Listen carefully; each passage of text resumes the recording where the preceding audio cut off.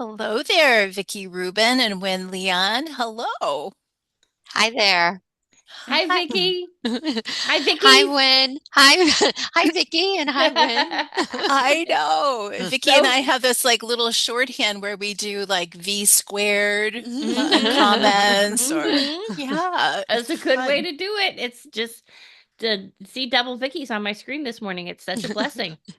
I know. Thank I you. know. It is. And we're thrilled, to have you, Vicki, joining us.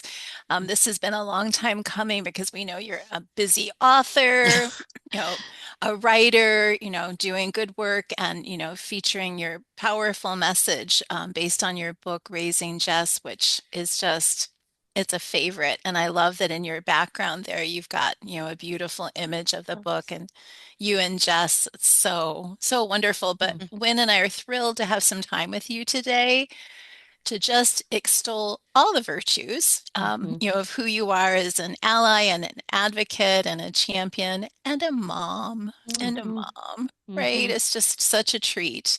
So we're thrilled. And we were just talking before, hit record that one of the hardest things for authors, and I don't think this is just true, the three of us that have, ventured forth into the memoir genre, which is it's a thing, right? To bare yourself really Mhm. in so many ways.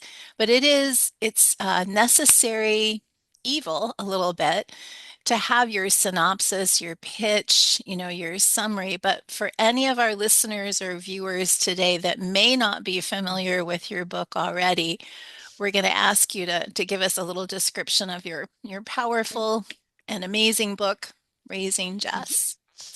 Well, first of all, thank you both for asking me to join you, and I'm truly honored.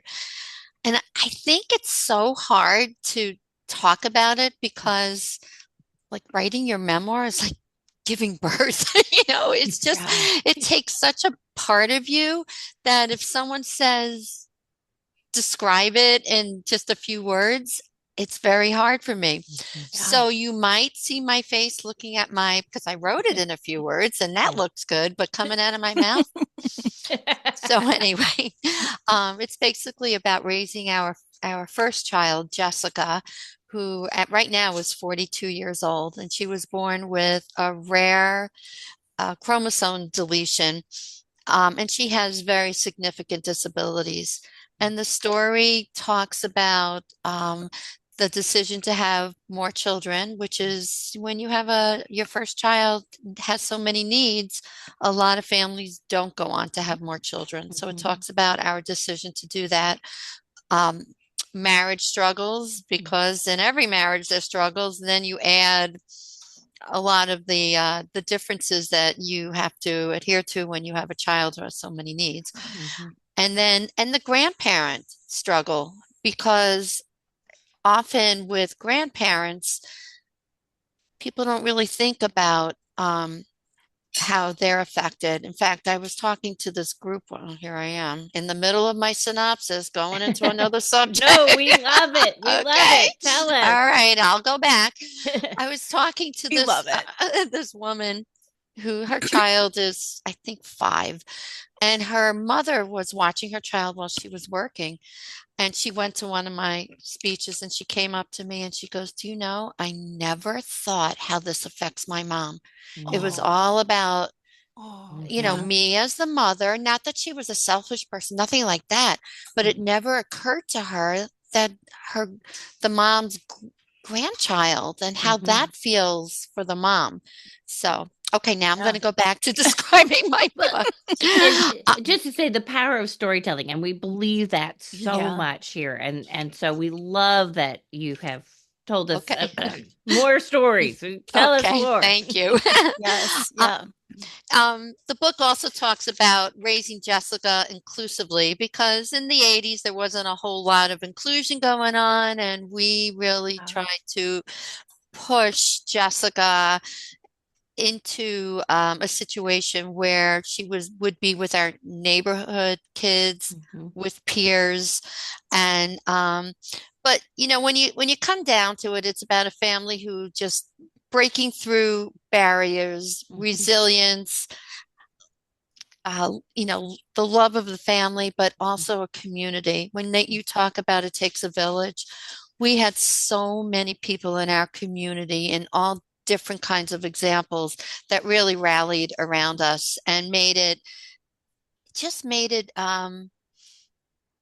us feel embraced. Yeah. So, the book is for anybody, people who just want to see how a family thrived and what no matter what life throws in your way, people can thrive. So it's a positive book, and there's humor. There's a lot of humor. So that's my how many minute elevator speech? It's going up to a tall building in Manhattan. I love it. Well, and I think the thing that I love so much about your book is that your book reflects who you are. Your personality comes through just, as talking to you just now, and what you're sharing, because it's like an unfolding, your life, as a mom, and then what you learn about Jessica. It isn't like you start off, wouldn't that have been a gift if you knew, but your Right. perseverance, to be the parent, to think about everyone around you, receive the support, take care of yourself, but then also continue to seek definitive information however you could, because the knowing, what is it exactly, that Jessica was facing, because it was obscure, but all of your heart comes through as you do that storytelling, because for me, it's a powerful story about you. Thank you. One of the when I used to do trainings for I worked, my department was in a hospital, and we would do training for healthcare providers. And I always said to them, why do you think we kept trying, to figure out Yeah. if Jessica had a chromosome deletion, was anything going to change? And like no one really would be able to answer it. But we kept trying to figure it out because we had two other children, and Hmm. we wanted that information so they could move forward Yeah. with information. Not, Hmm. we weren't making decisions for anybody, but we wanted Yeah. them to have the Mhm. information. And Yeah. as it turns out, Jessica's chromosome deletion was random, but and that's good to know. Hmm. Just that's good to know. Yeah. Right? Reassuring for Amazing. your, as you said, for your whole family. Right. Yes, Right. yes. So good. The in terms of the community, we had a neighbor who happened to have been a geneticist, and she came up, she saw me walking on the street, and she's like, okay, there is a new test. At this point, Jessica was 20, 21. Mm. There's a new test. It's just a blood test. The acronym is FSCH, and I know I'm getting that wrong, but it's pronounced fish. Mhm. And she's like, let's just try it. Mm. And so we did a blood test on Jessica, and she was the first one in Buffalo to actually have a positive answer that it worked. And now it's Wow. like nothing. I mean, this is so many years ago, but Yeah. yeah, that's how we Yeah. found out. So as I said before, just knowing the community, Yeah. you know people. Hi, geneticist. Sure, we'll take the we'll take the test. Yeah. Well, talk Yeah. about a science that has evolved so much over the 42 years Yeah. of Jess's life. Oh yeah, yeah. Yeah. That's Well, and I amazing. think in your openness, I think if you hadn't been open and, you write about, receiving so much support from the people around you, throughout, Jessica's early life, that I think your candor about all of that, sometimes it's the hardest thing to be vulnerable, Mhm. but you may not receive all that could come your way in terms of support if you don't take those steps. Mhm. And that's such a great story about the neighbor who's a geneticist, right? Oh my gosh, so good. Yeah, that's Yeah, you sorry. go in. Sorry, Vicky. No, I was just saying Vicky, you make such a good point about openness leading to receiving. It has to Yeah, go in that order. yeah, yeah. And it runs against a lot of, I think, families that want to just hunker down. Mhm. I can't take one more thing. I don't want to hear someone's, crazy wild opinion, Mhm. because you get some of that too. And I think that also can be kind of debilitating for the parents and the family, but um, you it's why you are a spokesperson and a speaker and a Mhm. champion and an advocate for others because you have such a great story to tell, but it's sort of your essence that comes through about Mhm. staying open. Mhm. Well, we we didn't have a lot, or maybe I just blocked out a lot of people who were negative with us. Really Mm-hmm. didn't have a lot of that experience. But the first person I met, not even knowing Jessica was 6 months old, didn't have any diagnosis yet, other than I suspected Mhm. something was going on.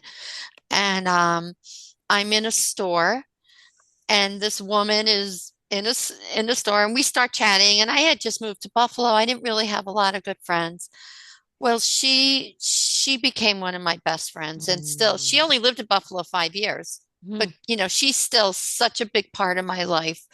And I always felt that, I don't know, just she came at the right time, and she also had counseling as her background. And Mhm. just like the everything coming together of Hmm. her coming into my life Yeah. right before I would need her totally in my life was Hmm. just, beautiful. And then my other, I have two other friends who also came into my life in ways like that, that just embraced Jessica, like on their own. It's not, Hmm. hey, I'm going to visit Jessica, come with me. They have their own relationship, which Mhm. is for families of individuals who are nonverbal, who need so much assistance. Mhm. I don't know how common that is. Mhm. Hi, Mitch. I don't know. I don't know how common that is. Yeah. A lot of people are uncomfortable, and we have a lot of good friends, really good friends, Hmm. who love Jessica, but won't go visit. And I don't resent that. People have their comfort level. Yeah. Yeah. Yeah. But how amazing to have met that wonderful friend of yours 6 months into Jess's life, and to know that you were, just have that sense of connection from so Hmm. early on. And it really leads Yeah. into, chapter 2 of your book, hypochondria, OCD, or mother's intuition is Yeah. powerful. Um, and I think that feeds into both your sense of other people, but also listening to those inner voices. So can you Hmm. say more about, developing that sense? Yeah, I was always worried about health, and I've got a little I tend to ruminate and worry about those kind of things, so that when Jess was born, I didn't really know. My undergrad degree is in elementary education, Mhm. but I really didn't know a lot about developmental with an infant. But I felt like something was off with Jess, and I kept going to the doctor, who kept saying to me, "She's fine, and maybe you need a psychiatrist or a psychologist." And he did say that to me, "She's Wow. fine." And so I would go to the appointment, and I'd come home and go, all right, she's fine. And then those thoughts, those voices would creep in again. And I knew she wasn't fine. Mhm. But when you worry so much, you stop trusting yourself, Mhm. you stop Yeah. trusting your instinct, and then people tend to go, oh, you're overreacting. So Mhm. you have to overcome that. Mhm. And I did with Jess. We went to Long Island, where I'm from, and we did get her evaluated. And yes, she was delayed in every milestone. But um, Mhm. learning to trust yourself, which at this age, my age right now, I mean, I'm open about, yes, I do worry about a lot of things, but I also know what is the difference between I'm worrying about something because, hey, I'm stressed Mhm. out, Mhm. versus this is a real thing to worry about. Yeah. Mhm. It's that act of discernment. And that's, Hmm. Yes. and it's that it's an iterative iterative process, right? You Yeah. have to figure out, okay, I'm just this is something is niggling at me versus something's bugging me, right? Yeah. Exactly. And in hindsight, Jessica has it's called microcephaly, and for those in the audience who don't know what that means, and I wouldn't have known had Jessica not had it, it's a Mhm. small head. Mm-hmm. And so there and when you have a newborn, their heads are measured every doctor visit. Yeah.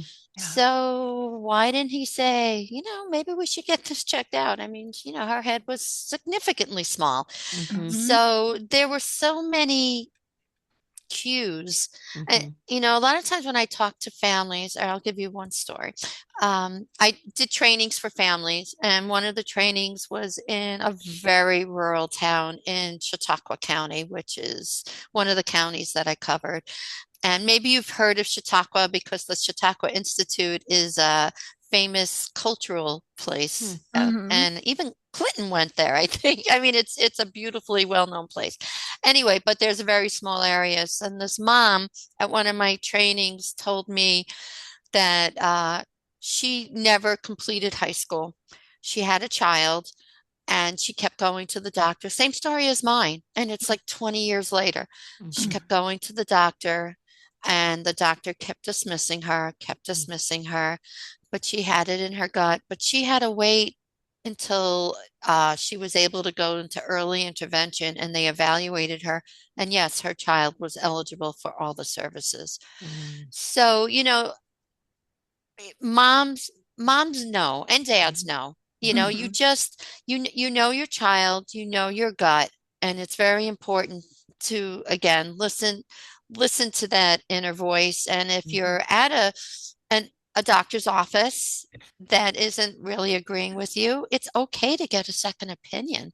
It's Yeah. That's okay. So and it's hard because all of us are raised like whatever the physician says to you, Mm-hmm. they must know better. Right. Right. But when Yeah. we were doing training for the physicians, which that's a hard training, Mm-hmm. and we would try to encourage them. You have a resource in parents. Mm-hmm. Really listen to them. They might not Yeah. be using the same language as you, Mm-hmm. but their knowledge of every single day what is going on with that child is so Mm-hmm. important. And it's insight that you won't see in your snapshot.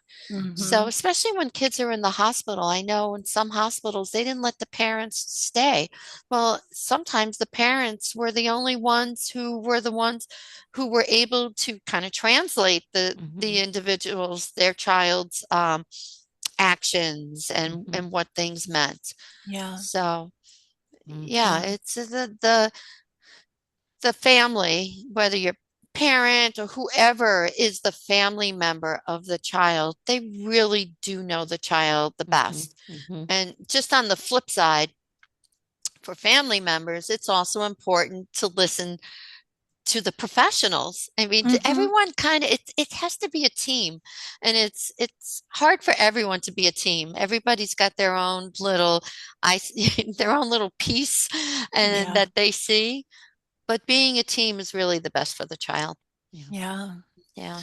I know the circumstances are entirely different, but when I was reading your book, I was thinking about my sister and some of the documentation I found after, our mom passed away and the things that our parents had to navigate through with, Lisa being born premature and, the array of disabilities, that unfolded for her in terms of diagnosis. But how much documentation on that old onion skin, Mm-hmm. kind of like very flimsy paper from multiple doctors' offices, but especially the obstetrician who delivered Lisa, it was 1,000% covering for himself. It was, throwing these red herrings out about alternative theories and, like you said, not wanting to look at the progression assessments about thriving or not and dismissing a lot of things. Mm-hmm. And we hope, 60 years later, that's still not happening. But what you said about coming together as a team, assumes that everyone has equal motivation, to help the family, help the Mhm. child. But, some medical professionals will be thinking about saving themselves, True. protecting their reputations, all of that. And I think that Mhm. comes across in some of that um, dismissive behavior, Mhm. that parents and mothers have to deal with. And your advice is so important about hang in there, right? Go Mhm. see another doctor. Yeah. And what you said is very important, because another thing we would say to the doctors, because some of the families, everyone's has different background, and when you said intent, maybe the family is saying it in a way that is rougher, but Mhm. Yeah. most family, not all family members, most family members are there and they're advocating for their child to get what they need. So if the physician or whoever's working can get that kind of mindset, okay, they're not saying it the way that I Yeah. really want to hear this. Right. Okay, Mm-hmm. but at least listen to what they're saying. And I don't want to bash physicians, because hey, they've saved Right. my daughter more times Mm-hmm. than I care to admit. But Mhm. Mm-hmm. it's the listening. There's a Yeah. lot. All of us need to Mhm. listen, Mhm. Right. Yeah. actively listen. Yes. Yes. Yes. Absolutely. Yes. Yeah. Amen to that. Oh, Yeah. that's so good. Well, you include a reference in the book that Wynne and I adore. We Mhm. adore it so much. It's on page, I think, 95. We love Rabbi Harold Kushner. I mean, just we could soak that up all day. But you did such a beautiful job of taking, one of his notable, books about when bad things happen to good people, Mhm. and took that lesson, the goodness of it, and applied it, to your family and your situation. So talk to us a little bit more about that. I can read what you wrote, if that helps, but it's Well, just a beautiful passage. I think you put it down here. Yeah. Yeah, do you want to read it and then I'll No, I'd talk? love for you to read it. Okay. Yeah. Rabbi Kushner's young son was diagnosed with a degenerative disease, which Mhm. led him to question and doubt a higher being. My interpretation of his message was that God does not orchestrate tragedies, heartache, or disaster, Mhm. but he does surround you with people who help you navigate the circumstances. And so when I was talking about my friend Barbara at the beginning, and I had met her right before Hmm. Jess was diagnosed, after I read the rabbi's book, I was like, hmm, Mhm. that Right. that did Yeah. kind of work like that. Yeah. And the other people who've come into our lives who are so connected to Jessica, uh, and some have not even had experience with individuals with disabilities Yeah. before.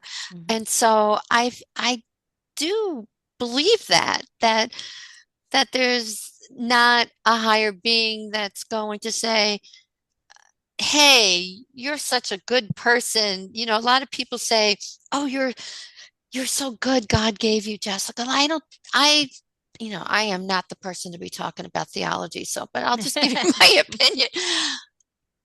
I don't think there's a higher being that's going to say, hey, I'm going to, give Yeah. this individual a disability because the parent is someone who will be able to care for this parent. Hmm. Right. But I Hmm. do believe things happen, Mhm. Yeah. and maybe the support is who's around you, who could bring you up, who helps you go to the next level. Yeah. And I hope I've done that for other people.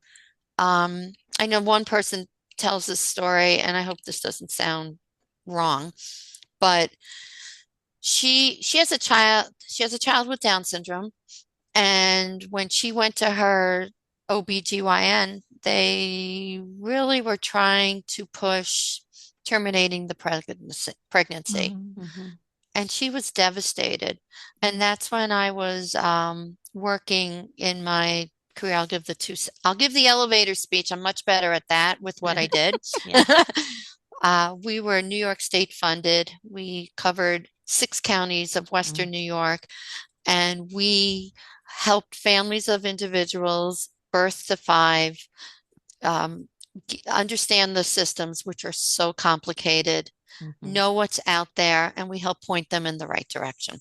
Mm. So this mom called me and we talked about, at that time I was a younger mom. We talked about all the joys, and we talked about the struggle, but we talked about the joys. And she talks about this all the time. So she says how it changed her perspective. Mm.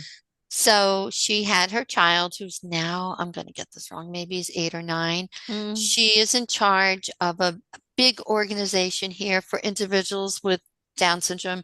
She is making such a difference in so many people's Mm. lives. She's been Oh, on the news. She's a shining light.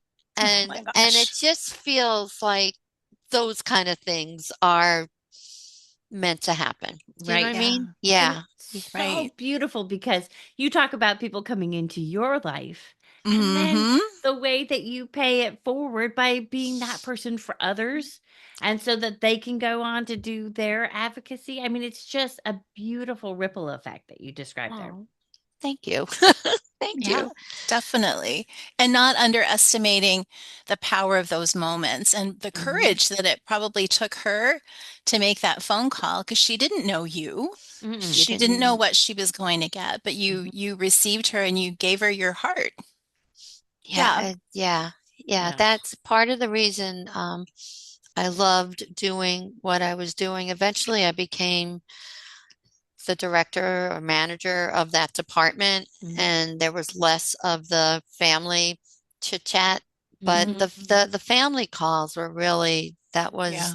the Oh, important piece because I felt as a parent, I was able to say things that maybe somebody who wasn't a parent of a child with Mhm. disability could say. So we yeah. had people in the department who also were parents. So I felt like you could take a little bit of a leeway because you've been in their shoes Yeah. Right. and they're in your shoes. Yeah. Mhm. So it's not like it's coming from left field. Yeah. I've walked this path. So I think that part is important. It's not the only way that you can talk with families, but I think Mhm. it's an extra little bonus.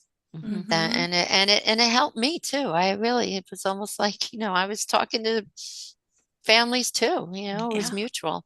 Mhm. Mm-hmm. So, Yeah, so it's that that was good. community, right? And Absolutely. realizing how much you Mhm. benefit, but how much, and it's not, I think that's the thing that I'm always amazed by. It's not about identifying necessarily with a specific diagnosis or disability. The work that you do is so inclusive. It's so, families in need, Mhm. parents in need, loved ones that they care about. But it's not about a particular type of disability, or it's just it's very broad and very loving. Mhm. Yeah. Thank you. Oh, Mhm. so good. So, I so good. I do have another little story. This Great. was about um during COVID. We have a little group on Facebook. It's called 1Q4 minus because Jessica's disability, her deletion is on the short arm of the first chromosome. I'm sorry, the long arm of the first chromosome. And the tip is missing. And there's so few that we're part of a group called 1Q4 because it's people who have similar deletions, but not all the same. Hmm. During COVID, a lot of the families all across the world, it's incredible. And also, there are families from Central America, everywhere, and everyone is able to communicate in English, which I don't get because I couldn't talk any of the other languages. It was just Right. that's a whole other topic of, of learning in Yeah. other Mhm. countries. Mhm. But anyway, there was this grandfather and he was running the group and he read my book and his daughter had a child with a similar deletion to Jessica. And he said he bought the book for himself and his daughter and they read it together. And he said he Mhm. was able to open up conversations Oh, with his daughter that he was yeah. afraid to broach on his own Yeah. because he didn't feel comfortable about it. But then when he saw that it was in the book, it was a Yeah. way to bring it up. And he said it just made such a difference to them. They were really able to, uh, you know, increase the depth and breadth of their conversation about Yeah. granddaughter, daughter. So Yeah. that always touched me when he said Mhm. that. That converse, Wow. when he told me that, I was like, wow, yeah, Wow. Yeah. Yeah. yeah. It's kind of Yeah. it's kind of the pinnacle for a writer is when you can express what's so personal for you. And Vickie Atkinson also does this so well, where you can express your experience and it opens up a pathway for somebody else, or an aha moment, or a depth, as you said. I mean, it's just beautiful. Right, when someone just connects, Hmm. that's what it's for. Right. Yeah. Yeah. Right.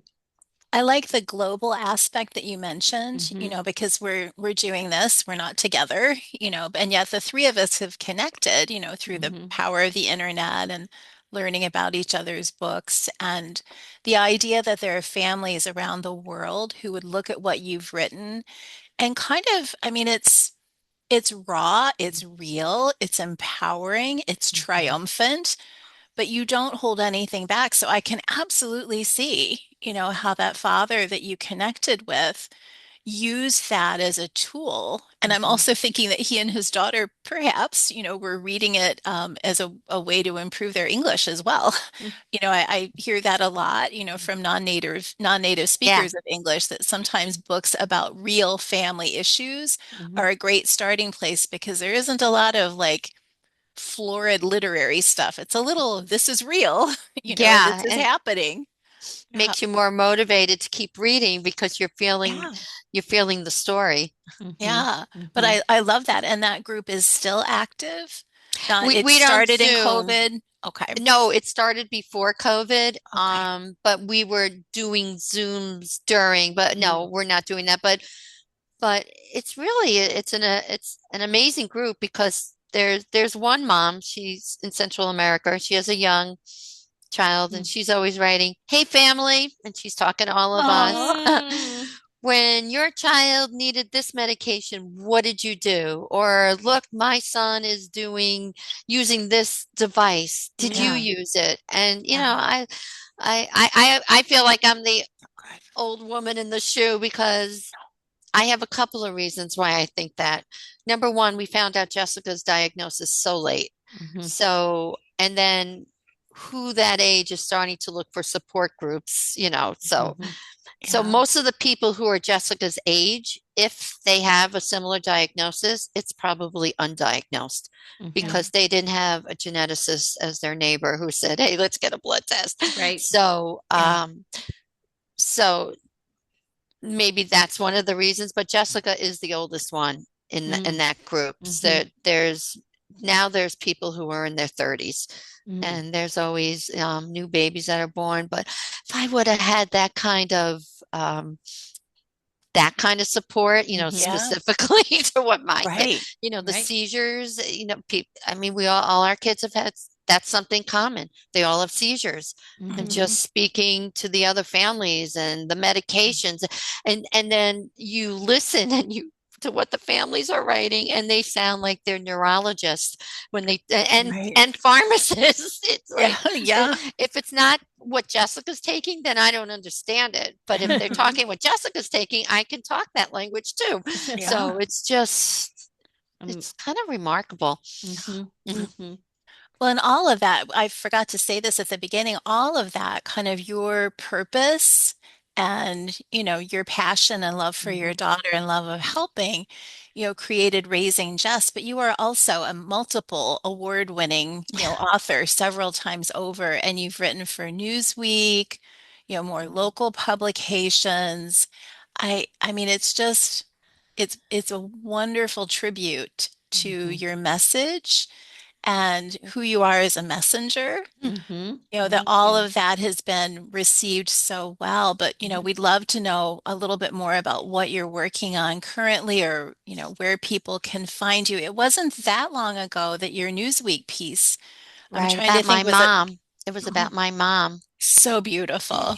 Thank you. Yeah, my mom had Alzheimer's, Mhm. and it was a story about when she found out, and I was next to her, and she kind of Mm. lashed out and said, "You're next."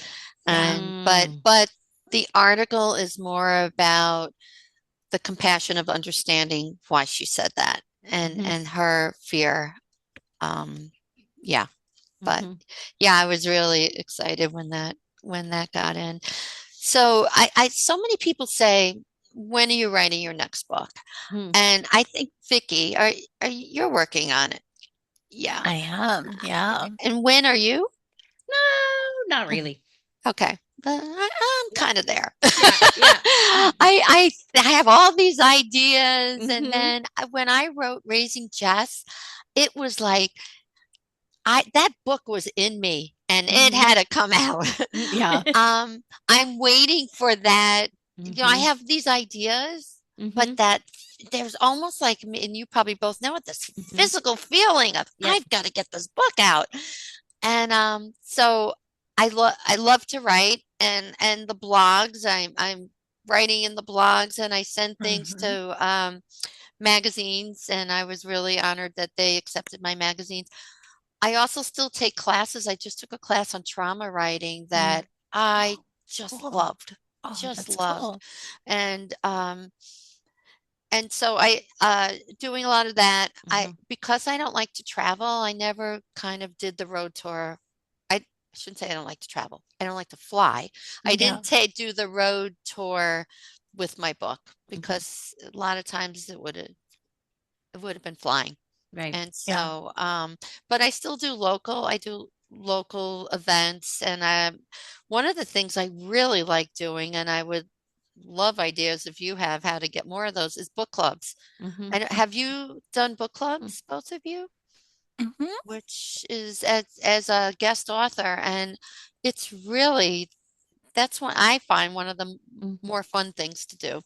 Yeah. So, It is, but you could spend, your entire week, just on the networking and mm, promotion side, trying to do that with libraries and book clubs and all of that. And yeah, I think, how you spend your time is Mhm. important. And I think you probably prize some of those individual interactions, and you taking a course on, writing trauma just sounds so intriguing, Mhm. right? That there are only so many hours, but book clubs, book fairs. I have a couple of writer friends that strongly encourage, continuing to network with libraries, but that can be a very challenging thing to do, Mhm. or going to like local craft fairs that allow for, book tables and literary events. But I'm doing there, that next week. I'm doing one of oh, those. Mhm. cool. Uh,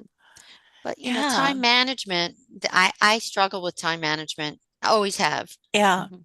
And I'm very involved. My children and grandchildren all live locally, so I'm very involved there. And so yeah, it's hard. It's as a it's hard to promote your book. It's Mhm. hard to promote it Mhm. yourself. It's hard to sell your book. Yep. It's tough. Yeah. And to So work yourself towards those conversations that are meaningful and feed you in return exactly. for, okay, this is why I told my story and this is where the impact is coming. Yeah. Yeah. It's hard. Yeah. I Very met hard. this he's an admiral, Oh, and somebody gave me I had a promoter for a little bit, and she introduced me to this admiral, and I was so nervous talking to him. I'm like, what do I call you? Like, he goes, call me Wheels. So oh, he had an injury, so he was a wheelchair user. okay. And he said to me, it's important for you to determine what a successful book is. Mhm. And Mm. is it how many books you've sold? Is it Mhm. in how many bookstores it is? Yeah. Or did you find a niche of people that this book had meaning for? Did Mhm. this Oh. change anybody's Mhm. opinion? He goes, that's Mhm. why you're writing the book. He goes, Oh. it really doesn't matter if you sold 10,000, 20,000 books. Mhm. What matters is the people who needed to hear your book heard your book. Mhm. And he says, so, th- I thought that was really Yeah. wise. He was a Yeah. Mhm. really smart guy. Yeah. Yeah. If I Yeah. wasn't so nervous, maybe the conversation would have been more. That's He was great awesome. advice. He was Mhm. Yeah. awesome. Yeah, it Mhm. was really good advice. And I try to Yeah. share that when I remember it. Yeah. Yeah. What So I love good. about that is that it speaks to, I've had this conversation with so many other authors that everyone thinks, once you've given birth to whatever you've written, that things just like, woo, start to happen. But, for people to listen to Wheels's advice, Mhm. for the people that you want to receive your book, that's a slow burn over time. That's Mhm. not a flame at the beginning. That's sustain the effort. And I think do all the things that you're doing, Mhm. to continue to amplify and talk about the power of, your story, Jess's story. It's timeless. Mhm. I was just going to say, I think all three of our books are timeless. Mhm. So Oh, it's not like it's families are going to go through this in 20 years. Yeah. It is timeless. And yeah. I think that's really important. But Yeah. it's such a different talent. I mean, to write and to publish, Mm. to write a book and to publicize a book are two different Oh, things. And, everybody we talk to says that to be an author is not to be a publicist. And yeah. we really stretch ourselves to do that. Oh So, yeah, just Yeah. learning the websites and the SEO and the marketing and mhm, you know, wow. exactly. That was a great retirement gig. Learning a whole new field. Yeah. Well, but Right. I think you're modest also, though, because I'm curious when you talked about the Newsweek piece about your mom and the Alzheimer's, and again, I so loved it. It was just, Thank you. that terseness, with her response to you that, you're next. It's you Yeah. couldn't fault her for it because she's struggling, but it's also a raw kind of thing Mhm. for families to deal with just from an aging point of view. But what advice do you have for people that want to, because you've done some of this, get a toehold into a magazine? Do you have something that you can leave our listeners and viewers with about how to, other than just keep at it? Well, I'm actually starting another class December 2nd on pitching Mhm. Okay. and querying Yep. and there is a whole language for getting into a national magazine. So the Mhm. Newsweek one. Mhm. Hmm. I got into it 2 years ago, and then I wrote to the same editor Mhm. 4 or 5 times with four other ones, and there was not even a reply, even when I wrote and said, "Did you get it?" or "Hi." Yeah. And then I sent this one about my mom, and like 2 days later, he wrote me, and like 2 days later, it was in. Mhm. So, so I think it's got to you have to explore where you're sending it. Make sure it matches the type of stories that they want. It's Mhm. so important. And also know who the editor is. Look it up. Don't just say dear editor. Like try to know what their names are. Yeah.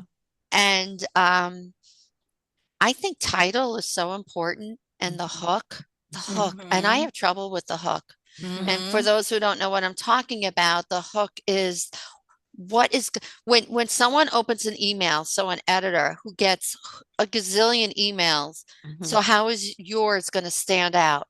Well, you need something that's going to be like, oh, I want to read this. So Mhm. what's going to be your hook? Is it Mhm. going to be the title? Is it going to be the first line?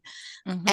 And it's hard, and that's a skill. And Mhm. I'm Yeah. not saying I'm learning that skill. Yeah. That's I Hmm. mean, that's a Yeah. skill. Well, I love that you're teaching a class on that because very needed, very wonderful. Thank you so much. Taking a class, not teaching it. Oh, taking. oh. No. I'm Sorry. taking that class. Okay, there you But go. thank you for thinking that. Well, but if you think about it, you just took us to school a little bit in a Okay. A little bit. beautiful podcast, right? The Thank whole of you. it, Yes. right? I Thank so you. appreciate that you invited me. Really do. We loved having this conversation. Thank you so much for your story, for your openness, for your humor, and we love every single one of the stories you told. Oh, thank you. I really appreciate it. Thank you Oh, both. our pleasure. Much love. Happy Bye. Thanksgiving, and I'm thankful for Yes. both of you. Oh, Likewise. thank you, Vickie squared, right?